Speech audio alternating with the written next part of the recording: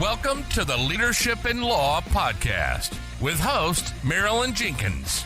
Cut through the noise, get actionable insights and inspiring stories delivered straight to your ears. Your ultimate podcast for navigating the ever-changing world of law firm ownership.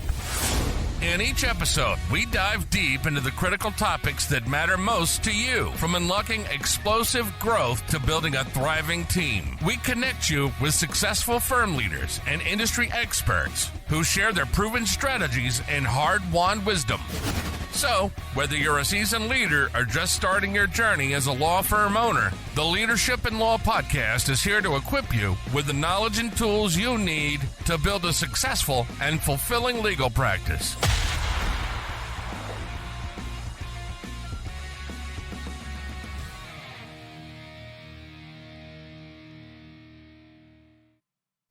Welcome to another episode of the Leadership in Law podcast. I'm your host, Marilyn Jenkins.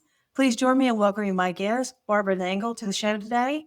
At 52, Barb's life transformed through 12-step recovery after decades of therapy merely skimmed the surface. Addressing codependence unlocked healing from intergenerational trauma, childhood wounds, and compulsive overeating. Learning to build healthy boundaries revolutionized her relationships, impacting her professional life at Yale. Formerly masking her struggles with substance use and overeating, she shed over 100 pounds and confronted her deep-seated negativity and fear. Driven by a desire for growth and social justice, Barb now empowers professional women to break patterns of self-neglect. Through boundary coaching, speaking, and her podcast, Fragmented to Whole, she guides women to reclaim their power and say no to what no longer serves them, fostering a world where inner change drives societal impact. I'm excited to have you here, Barb. Welcome. Oh, me too. I can't wait. I'm really excited. I love to share my story especially because I was older when the transition happened, and people have these ideas like it's too late, I can't change, and no, it's not. And then also the dramatic impact that learning how to build healthy boundaries can have on your life, where you can feel like your life is out of control and you're overwhelmed and all that. And you can start to realize, wow, I actually do have way more control over my life than I thought I did. Excellent. Yeah, it is very interesting. And I find what's interesting about your story is you were already going through therapy, but it wasn't reaching the boundary issue that you needed to address. Yeah. How did you come across that realization and move forward? Well, it starts with the fact that I had met a homeless man named Dan at my church. He was a parishioner, and it happened at the same time that I had volunteered to lead a project serving homeless people at my church. And I felt like it was like, oh, the universe had provided me with a homeless person to have as a friend, so that when I was serving homeless people, they would be really personified for me, not just the homeless, but homeless people.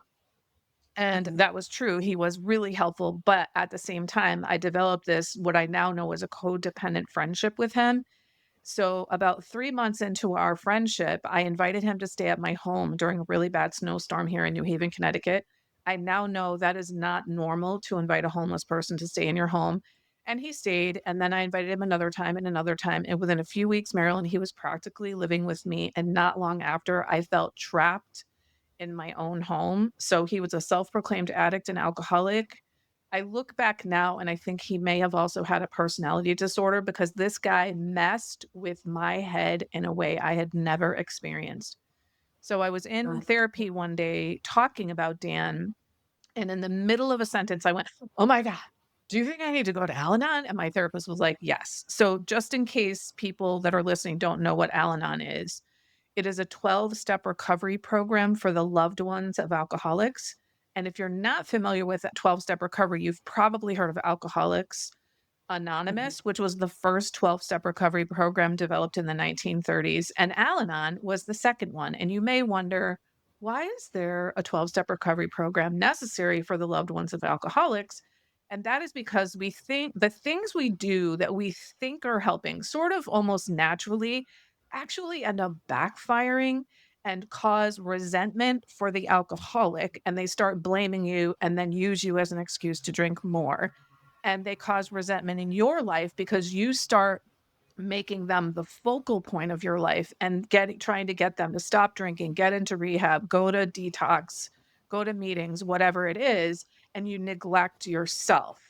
So I had heard of Al-Anon, and so I went home and I went to Google and I was looking for Al-Anon, but I came across this word codependent, and I was like, "Wait a minute, how do I not know this word?"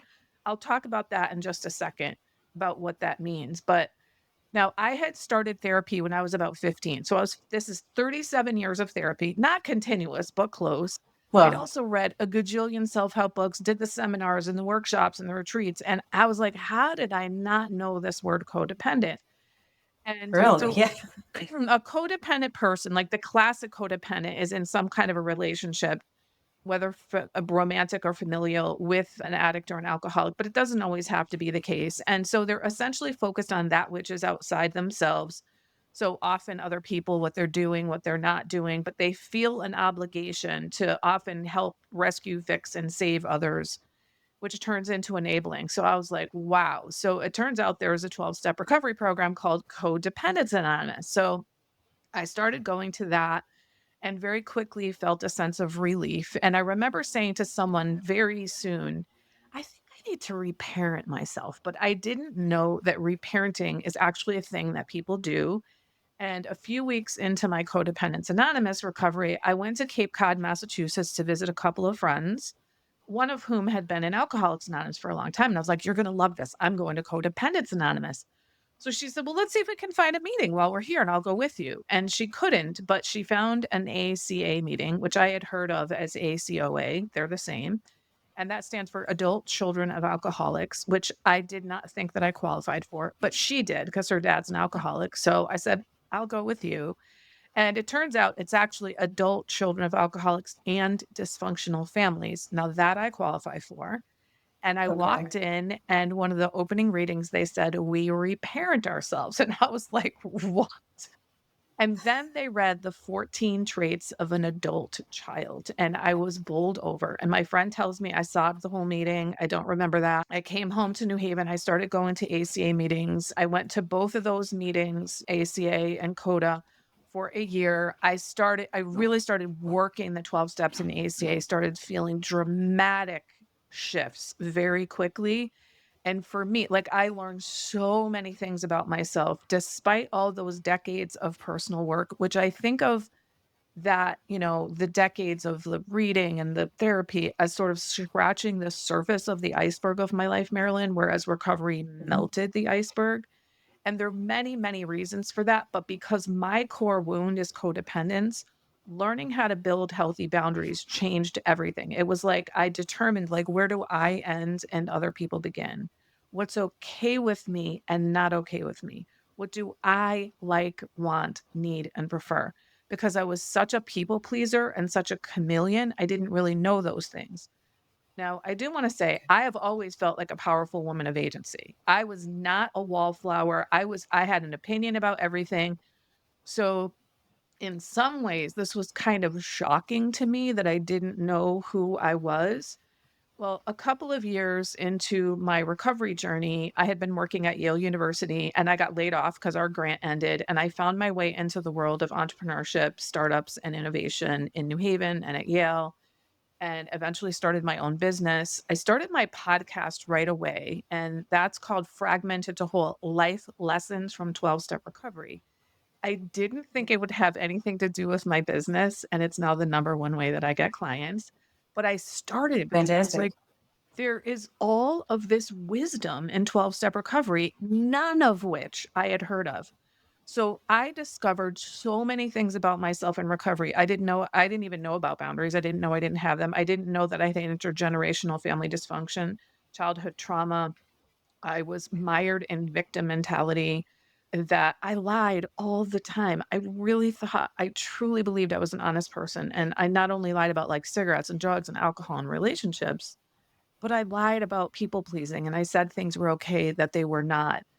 I had lots of really wildly unrealistic expectations of myself, other people, and the world. I mean, I could go on. None of those Wow. things ever came out in therapy, in the introspection and the self-development work that I did. So I was like, let me get this wisdom out into the world. And in the beginning, I was just sort of coaching. And, as you know, you have to have some kind of a niche. And it just made sense for me Right.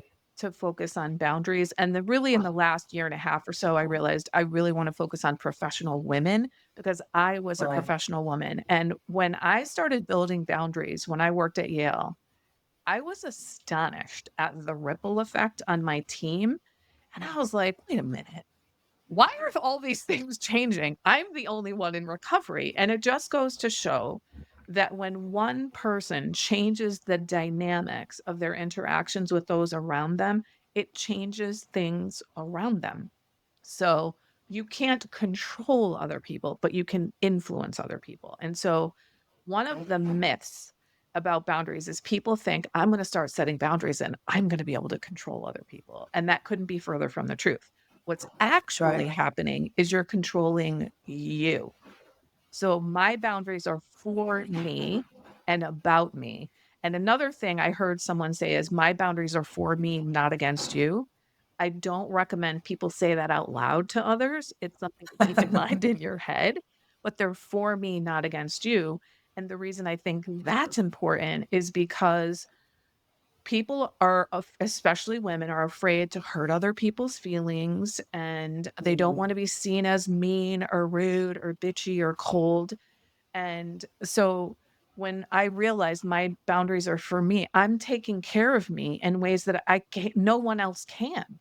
And if I don't take care of me, I'm going to end up burnt out and I'm not going to be able to continue to practice law, if that's the profession that you're in. And so, really learning that I have to take care of me. And I heard Brooke Castillo from the Life Coach School says this.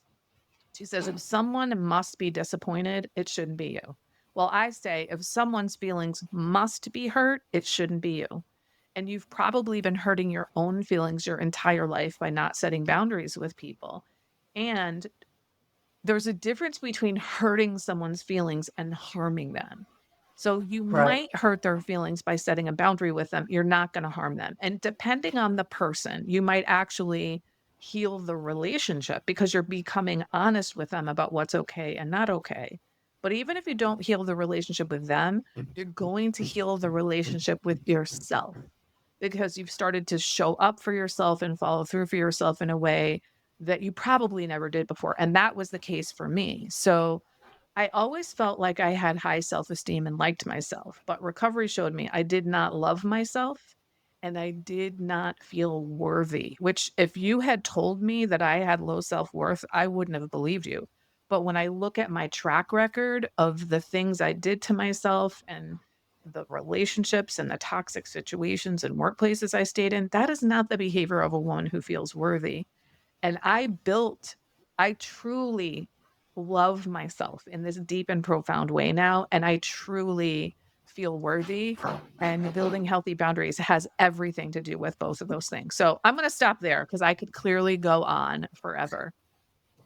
Well, what I want to do is let's kind of dissect what changed. So when you finally realized that you finally put up barriers and or your boundaries and you took care of yourself, your team changed.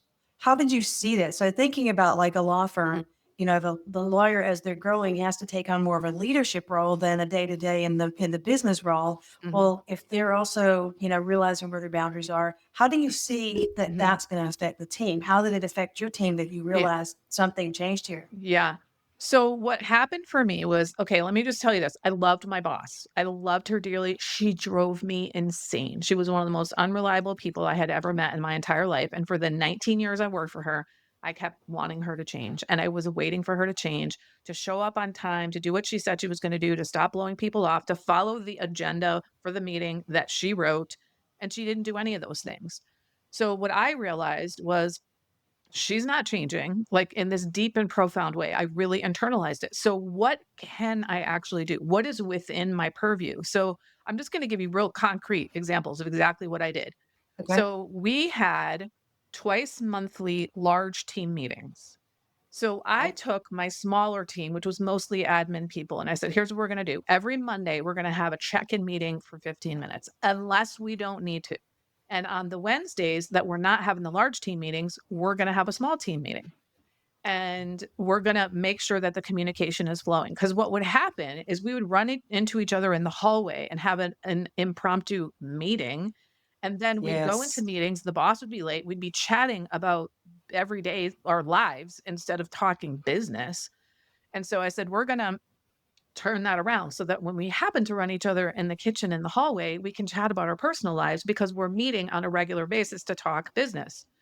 So, and I also said to them, here's what we're going to do. If you need to share something with someone on this team, the first question is, can this wait till the Monday or the Wednesday meeting? If it cannot, then it's like, do I need to see them in person, send them an email, phone call?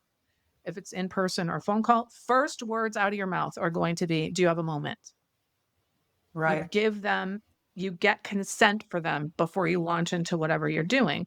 Oh, also, who needs to know? Is it everybody on this team or is it just one person? So that we're keeping the communication flowing on a very consistent basis with the people who need to know. And what ended up happening was morale went way up. Pardon Mm. me. Productivity went way up. Communication started flowing. I'm going to put a throat drop in. I apologize.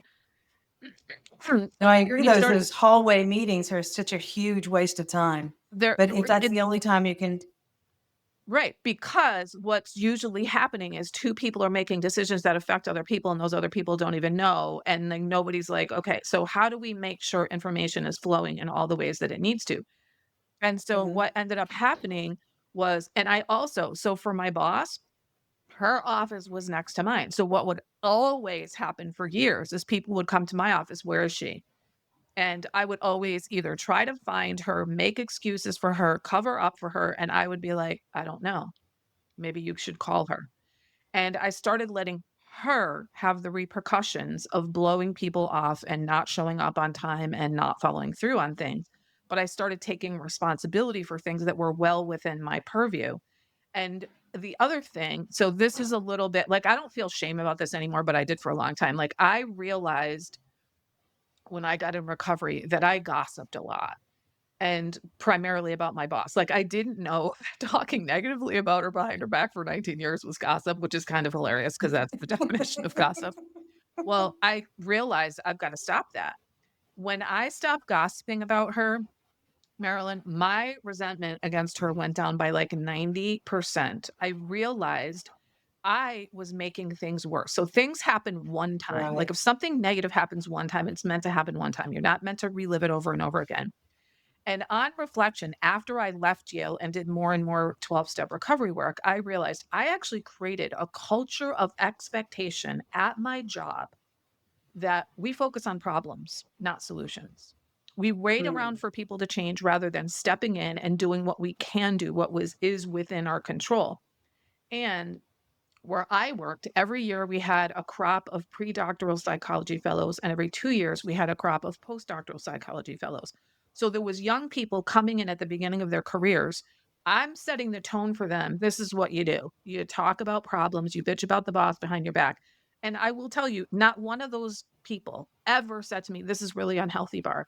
So I know I modeled for those people to go out into their careers and complain about your boss behind your back, and this is what you do. And so Mm. the ripple effect of that was devastating. But what's equally profound is the ripple effect of me forming healthy boundaries and being clear about what's mine and what's not, and also acting as an honest woman of integrity, which to me has everything to do with healthy boundaries. I also created a ripple effect going forward with my small team. And then, of course, we had an impact on the larger team and the organization as a whole. And then the people that were there for the last 2 years while I was in recovery as the psychology fellows got to see we don't wait around for people to change. And the other thing that I never did, we never went to the boss and said, you know what, this isn't working. Something has to change. And people told me for years, you should just leave. But I loved my job. It was mission oriented. I was a program coordinator for urban education, prevention, and policy research. I was there to change the education system. And I became disillusioned about that work over the years, but all of us were mission oriented. And it's a pretty cushy job to work at Yale. They have amazing benefits. You get lots of incredible professional development, and and all that stuff. So it just didn't feel like an option for me to leave. And Mhm. so, I mean, I think the examples that I've used are probably very parallel to things that can happen, especially for associates that are working their way up to become partners. Right, exactly. I mean, it's interesting. You keep wanting your boss to change, and that's just not going to happen. So then you find ways to excel around that. And we all have that friend that's always late chronically, and you can't fix that. No matter, even if you tell them to show up 30 minutes early, they're still going to be late. Mhm. So Yeah. So if you're thinking about looking on a team and or maybe you're the head attorney thinking about growth, we're talking work-life balance and keeping that within your boundaries. Can you speak to that of how that would be you could take that under control? Yeah. So I want to use a metaphor before I give any pointers about that. And that is that if you are burnt out, you are trying to pour from an empty cup. It's not working Mhm. and it's going to get worse. So you're not going to be able to sustain your career. So if you think about the metaphor of a cup, what I want you to do is fill your cup so full that it's overflowing, that you give from the overflow rather than from even the cup, never mind an empty cup. Well, the only way you're going to have overflow is if you take responsibility for filling your cup first, which means you have got to take vacations. You have got to take weekends off. You have got to connect with the loved ones in your life. Like it's non negotiable. Like those things have to go. Do you know Stephen Covey's metaphor of the big rocks in the bucket? You familiar Yes. with him? Right. Okay. So, like he says, you put the big rocks in the bucket, then the gravel fits around it, and then the sand around that. Well, the big rocks are the things that are important in your life. So, you put the vacations on the calendar, and they are sacrosanct, and you plan Right. your life around them. And I get like in the law business, it doesn't always work like that. But if you're working at a firm that doesn't want you to do that kind of things, maybe you need to leave the firm. I don't really know. It's pretty clear Yeah. to me with the lawyers that I've worked with that there's this tension going on right now where the old guard is like, you should be working 90 hours a week and that's how it works. And the young people are like, nope, not doing it. And they're seen Yeah. as somehow like lazy and not wanting it. And they're like, no, actually, my mental health and my family and my nervous system regulation is important to me. And that actually matters. So that Well, and clear too, if this. you don't put those rocks on the calendar, you'll never get to them. You Right, can't right, expect someone else to put, right. to allot time for your rocks. Yeah. My coach actually refers to it as a rhythm of life. Mhm, So you're busy during the week or whatever. You need to remind yourself and take that Saturday afternoon and mhm, take a walk, and enjoy some time away from mhm. the stress or whatever. But yeah, a rhythm of life will help you get that work-life balance. Yeah. Yeah, like unplugging from the work because if you're feeling overwhelmed, chances are you're working in this hyper aroused state. You're like in fight or flight mode all the time. And it's really, here's the thing, you actually can't access your executive functioning in your brain when as well as you can when you're in a calm state. Like you're going to be thinking much more clearly and be when you have clarity, you can be way more productive.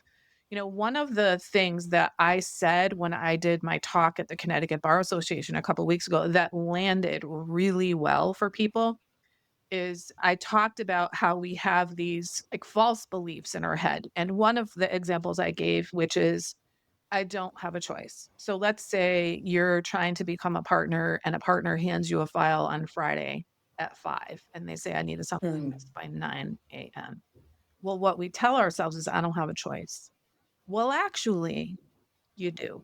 And if you've decided I'm an associate and I'm working my way up to become partner, the choice has been pre made. And what that means is you get to take ownership. This is what I chose and I'm going to continue choosing it. I'm going to let go of being upset that this happened and Mm. I'm going to not complain about the profession. I'm not going to complain about the boss or the partner. And I'm going to put all the energy I have into doing the work. Or I'm going to say, I'm out. This Yeah. choice is not going to work for me. So you actually have a choice. You are empowered. And so one of the things that I do that I think really anchors my clients before I even start working with them is I go through this process to help them determine their top 5 values. And it's not just what are the words that are my values, it's what does that value mean to you and why is it important to you? And then we use those values as anchors as guideposts or guardrails for how and when to make decisions and what boundaries to set. Same thing when you're in law practice. Like if your value is, I want to be partner in X number of years, then you're going to be making decisions that are going to put you forward to that. But they should include how to take care of yourself. And you're in charge of that. No one's going to give you that. You have to say, this is non negotiable. Like if you want me to be the high performer that I am and you want me to sustain this, then I need to be able to take whatever number of vacations per year, weekends off, whatever that is. And, I'll tell you, Marilyn, before I got into recovery, I think of myself now as like I was a volunteeraholic. I've volunteered for 15 different nonprofit organizations over the years. Wow.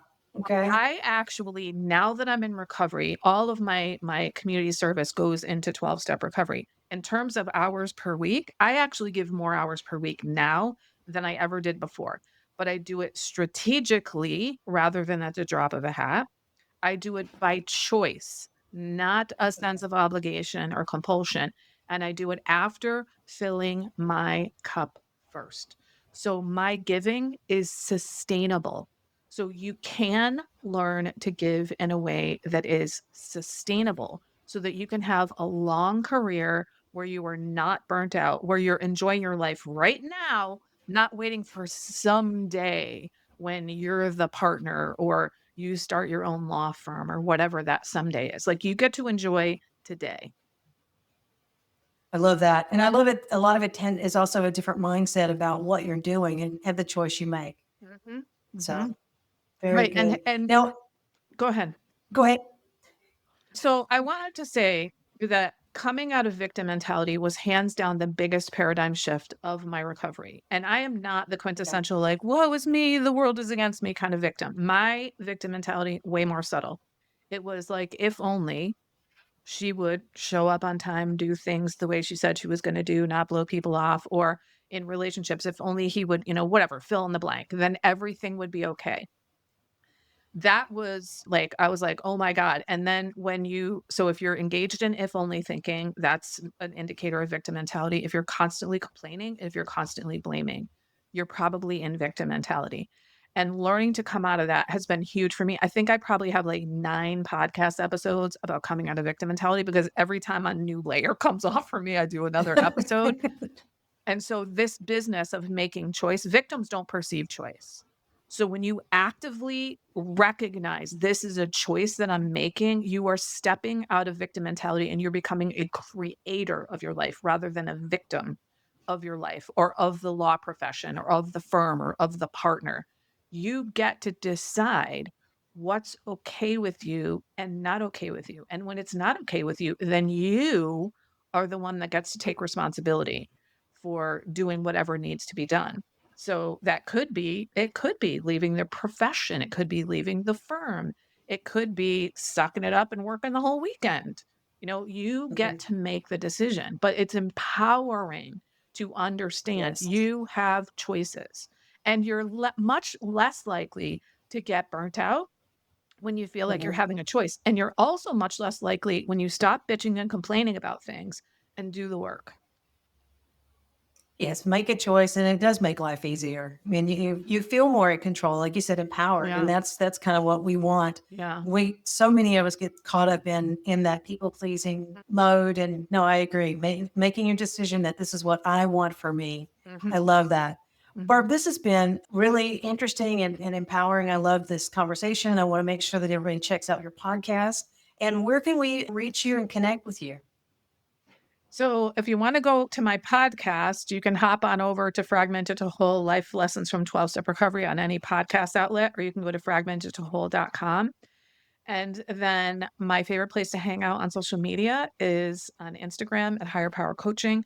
But I have tons of cool stuff on my website. It's higherpowercc.com. By the time this comes out, I will probably have my course for attorneys. It's going to be called The Sustainable Lawyer, and it will have all kinds of great stuff in it. And I'm absolutely going to be back in touch with you when that's ready. And actually, one thing I would like to offer I will share it with you. Is I created a handout. The exact name of it is escaping me at the moment. I want to give it to you so that you can put it in the show notes. And it's something like practical boundary strategies in the law profession. It's called something like that. So I'll give that to you so that you can put it in the show notes so people can have that just from listening to this episode. I love that. I love that. Always adding value. That's great. I'm really looking forward to your course as well. Yeah, great. Well, thank you so much for inviting me. And thanks you for what you do. I've had quite a number of clients, private clients who are attorneys, and they need you. Oh, nice. Nice. Well, thank you so much for being here. And everyone that's listening, go check out our podcast and watch the show notes for a free giveaway. All righty. Thanks, Marilyn. Thanks for joining me today for this episode. As we wrap up, I'd love for you to do two things. First, subscribe to this podcast so you don't miss an episode. And if you find value here, I'd love it if you would rate it and review it. That really does make a difference in helping other people to discover this podcast. Second, you can connect with me on LinkedIn to keep up with what I'm currently learning and thinking about. And if you're ready to take the next step with a digital strategist to help you grow your law firm, I'd be honored to help you. Just go to lawmarketingzone.com to book a call with me. Stay tuned for our next episode next week. Until then, as always, thanks for listening to Leadership in Law Podcast, and be sure to subscribe wherever you listen to podcasts so you don't miss the next episode. Thanks for joining us on another episode of the Leadership in Law Podcast. Remember, you're not alone on this journey. There's a whole community of law firm owners out there facing similar challenges and striving for the same success. Head over to our website at lawmarketingzone.com. From there, connect with other listeners, access valuable resources, and stay up to date on the latest episodes. Don't forget to subscribe and leave us a review on your favorite podcast platform. Until next time, keep leading with vision and keep growing your firm.